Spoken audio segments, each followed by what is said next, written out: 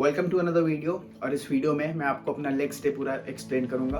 इसके पहले दो वीडियोस में मैंने अपना पुश वर्कआउट और पुल वर्कआउट के बारे में बनाए हैं। इसके पहले जो मैंने दो वीडियोस बनाए हैं, और ये मैं तीसरा वीडियो बना रहा हूँ अपने लेग डेज के ऊपर। तो लेग डेज होता है मेरा हफ्ते में तीसरा दिन, मतलब पहले मंडे ट्यूसडे को पुश और पुल लगा के मैं वेडनेसडेज को लेग डेज लगाता हूँ। तो मेरा जो लेग डे का रूटीन होता है वो कम्प्लीटली सिर्फ और सिर्फ लेग्स पे फोकस नहीं होता है, क्योंकि मैं एक एस्थेटिक फिजिक के लिए ट्रेन कर रहा हूँ और हाइपरट्रोफी वाला वर्कआउट मैं कर रहा हूँ। तो इसमें मैं लेग्स पे पूरा का पूरा फोकस उतना नहीं देता जितना कि मैं बाकी अपर बॉडी के पार्ट्स पे देता हूँ। Still I don't ignore legs. तो लेग्स डे पे मैं लेग्स के लिए लगाता हूँ सिर्फ दो एक्सरसाइजेस। तो पहला जो एक्सरसाइज होता है वो होता है स्क्वाट। सिंपल कंपाउंड मूवमेंट है जो कि हमारे लेग्स के काफ़ी सारे मसल्स को टारगेट करता है। तो मैं स्क्वाट्स के लिए लगाता हूँ 3 सेट्स लगाता हूँ 8 रेपिटेशंस के लिए, क्योंकि ये कंपाउंड मूवमेंट है तो इस पर मैं थोड़ा हैवी जाने का ट्राई करता हूँ। और हैवी जाता हूँ मैं इसलिए मैं 12 या फिर 10 रेप्स की जगह सिर्फ 8 रेप्स ट्राई करता हूँ। तो मैं 3 सेट्स लगाता हूँ स्क्वाट्स के फॉर 8 रेप्स, वेट हैवी करके, क्योंकि ये एक कंपाउंड लिफ्ट है। और फिर इससे हमारे लेग्स के मोस्टली मसल्स टारगेट हो जाते हैं, सबको ही स्टिमुलस मिलता है स्क्वाट करने के कारण। और जो मेरा दूसरा लेग्स का एक्सरसाइज होता है लेग डे पे वो होता है मेरे काफ रेजेस, क्योंकि काफ हमारे स्क्वाट से उतने अच्छे से टारगेट नहीं हो पाते, इसलिए उनको अलग से मैं ट्रेन करता हूँ काफ रेजेस करके। तो या तो जो मशीन होता है उससे मैं काफ अपने ट्रेन करता हूँ, या फिर अगर वो अवेलेबल नहीं है तो मैं सिंपली काफ रेजेस लगाता हूँ अपने हाथ में डंबल्स पकड़ के, या फिर शोल्डर पे बारबेल रख के। तो मैं वैसे करता हूँ काफ रेजेस। या फिर अगर वो भी नहीं है तो लेग प्रेस की जो मशीन होती है, तो उस पर सिर्फ अपने टोज से अगर आप पुश करोगे लेग प्रेस की मशीन को, सिर्फ अपने टोज के बिल्कुल एज को यूज़ करके, तो उससे भी आपके काफ पे इफेक्ट आता है। तो मैं फिर वो कर लेता हूँ। तो मैं इन 2-3 एक्सरसाइजेज में से काफ के लिए कोई एक एक्सरसाइज लगा लेता हूँ। और ये होता है मेरा पहला लेग डे पे। और इसके बाद मैं अपने शोल्डर्स और कोर को ट्रेन करता हूँ अपने लेग डेज पे। तो हफ्ते में मेरे 2 लेग डेज होते हैं, और दूसरे लेग डे पे मैं बस थोड़ा सा चेंज करता हूँ। उसमें मैं स्क्वाट्स की जगह सूमो स्क्वाट्स लगाता हूँ। सूमो स्क्वाट्स में क्या होता है कि आपका लेग का स्टांस थोड़ा वाइड होता है, तो इससे आपके जो लेग मसल्स होते हैं वो थोड़े अलग टाइप से हिट होते हैं। तो इसके भी मैं 3 ही सेट लगाता हूँ 8-8 रेप्स के, क्योंकि है तो ये भी एक स्क्वाट ही, और स्क्वाट एक कंपाउंड लिफ्ट है, तो इसलिए सेम रीज़न मैं हेवी जाता हूँ और 8 रेप्स लगाने की ट्राई करता हूँ फॉर 3 सेट्स। तो ये होता है मेरा पहला लेग डे। और दूसरे लेग डे पे मैं लेग्स के लिए क्या करता हूँ, थोड़ा सा बस चेंज है, वो सिर्फ स्क्वाट के स्टैंड्स में है। पहले पे नॉर्मल स्क्वाट और दूसरे पे मैं लगाता हूँ सूमो स्क्वाट। और जो बाकी का जो मेरा वर्कआउट है वो दोनों डेज पे सेम रहता है, लेग डे 1 और लेग डे 2 पे।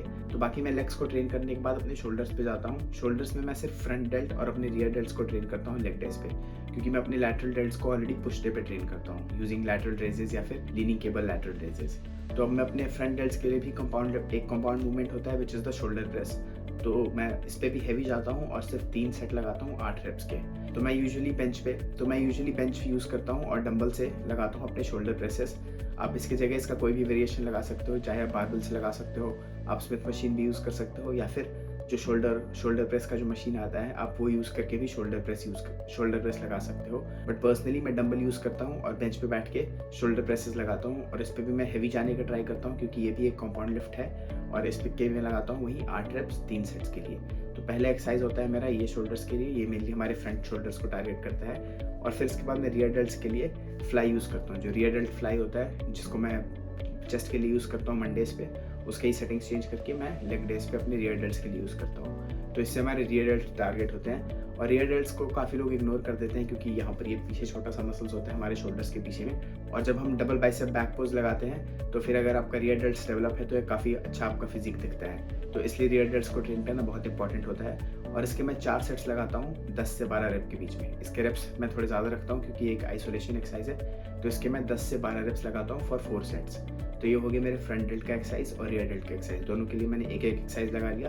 पहले 3 सेट फॉर 8 रेप्स, और रियर डेल्ट्स के लिए मैं लगाता हूँ 4 सेट फॉर 12 रेप्स। तो अब legs, rear delt, front delt, इन सब चीज़ों को ट्रेन करने के बाद मैं अपने कोर को ट्रेन करता हूँ, क्योंकि चाहे आप बल्किंग कर रहे हो या फिर कटिंग कर रहे हो, कोर ट्रेन करना बहुत इंपॉर्टेंट होता है। ये बात सही है कि आपके कोर के जो मसल्स हैं, यानी कि आपके एब्स तब तक नहीं दिखेंगे जब तक आप एक लोअर बॉडी फैट परसेंटेज पे नहीं हो। बट अगर आप एब्स को प्रॉपरली ट्रेन ना भी करो तब भी अगर आपका बॉडी फैट परसेंटेज कम है तो आपके एब्स विजिबल होंगे। बट अगर आपको बिल्कुल परफेक्ट एब्स चाहिए जो कि बहुत अच्छे लगे दिखने में, तो फिर it is really important to train your abs. तो मैं हफ्ते में 2 बार एब्स ट्रेन करता हूँ दोनों लेग डेज पे। और एब्स में बेसिकली 2 चीज़ें हमें ट्रेन करनी होती है, एक सामने वाले एब्स और दूसरा होता है ऑब्लिक्स। वैसे तो एब्स के अंदर भी 3-4 टाइप होते हैं, कोर मसल्स में भी हमारे 3-4 टाइप के मसल्स होते हैं, बट मेनली इन 2 चीज़ों को टारगेट करने से हमारा एक अच्छा ऐप डेवलपमेंट आ जाता है। तो पहले मैं सामने वाले अपने एब्स के लिए लगाता हूँ हैंगिंग लेग रेजेस, क्योंकि ये सबसे इफेक्टिव एक्सरसाइज है अपने कोर को टारगेट करने के लिए। इससे आपके एब्स भी टारगेट होते हैं और आपके साइड वाले जो ऑब्लिक्स होते हैं वो भी टारगेट होते हैं। तो इसके मैं लगाता हूँ 3 या फिर 4 सेट्स लगाता हूँ, टिल फेलियर लगाता हूँ मैं। जितना भी मेरे से हो जाता है उतना मैं खींचता हूँ इसको, जितने भी रेप्स लग जाएँ। यूजुअली मेरे से 20 रेप्स के अराउंड लग जाते हैं हर सेट में। तो इसके मैं 4 सेट्स लगाता हूँ हैंगिंग लेग रेजेस के। और फिर इसके बाद मैं अपने केबल और केबल ऑब्लिक्स को टारगेट करने के लिए या तो साइड प्लैंक करता हूँ, साइड प्लैंक से भी ऑब्लिक्स टारगेट होते हैं, या फिर मैं कोई ऐसी ट्विस्टिंग एक्सरसाइज करता हूँ जैसे रशियन ट्विस्ट जो होता है, जिसमें आप हाथ में मेडिसिन बॉल पकड़ के ट्विस्ट करते हो, तो उससे भी आपके ऑब्लिक्स काफ़ी अच्छे से टारगेट होते हैं। वैसे बेस्ट होता है आप अपने ऑब्लिक्स के लिए साइड प्लैंक कर लो, या फिर साइड प्लैंक से और भी बहुत सारे बेनिफिट्स होते हैं, तो साइड प्लैंक्स करना इज़ अ गुड ऑप्शन। तो मैं एब्स के लिए ये 2 एक्सरसाइज लगाता हूँ, पहले हैंगिंग लेग रेजेस और फिर उसके बाद साइड प्लैंक या फिर रशियन ट्विस्ट, और दोनों के मैं 3-3 सेट लगाता हूँ, यूजुअली टिल फेलियर। और फेलियर मेरा लेग रेजेस में अराउंड 20 रेप्स के आसपास मेरा फेलियर आ जाता है। और अगर मैं प्लैंक करता हूँ तो 1.5 मिनट मेरा ठीक ठाक चला जाता है, 1.5 मिनट तक, तो मैं वो लगाता हूँ इसके बाद। तो ये 2 एक्सरसाइजेस होते हैं मेरे कोर को ट्रेन करने के लिए। तो ये होता है मेरा लेग डे का पूरा वर्कआउट। बहुत ज़्यादा एक्सरसाइज जैसे मैं टारगेट नहीं करता हूँ अपने मसल्स को, एफिशिएंट एक्सरसाइजेस यूज़ करता हूँ मैं, ऑप्टिमम वॉल्यूम डालता हूँ, और बहुत ज़्यादा हार्ड ट्रेनिंग भी आपको नहीं करना है कि आप वॉल्यूम दिए जा रहे हो, अपने मसल्स को दिए जा रहे हो, क्योंकि फिर उसके बाद आपको रिकवरी में दिक्कत हो जाती है। You just have to focus कि आप जो भी एक्सरसाइज कर रहे हो, जितना भी सेट के जितने भी रेप्स निकाल रहे हो, वो सारे आपके ऑलमोस्ट टिल फेलियर जाने चाहिए, मतलब आपका पूरा जान लगना चाहिए सेट खत्म होने तक। आपको मेनली इस चीज़ पे फोकस करना है, and you have to train harder every time. तो बस इन चीज़ों पे मैं फोकस करता हूँ और अपने लेग्स के लिए 2 एक्सरसाइजेस लगाता हूँ, एक फ्रंट डेल्ट के लिए, एक रियर डेल्ट के लिए, और फिर एब्स के लिए 2 एक्सरसाइजेस लगाता हूँ।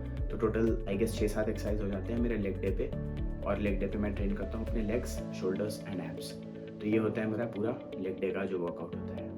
And I hope you like this workout. Thank you so much for watching. See you next time.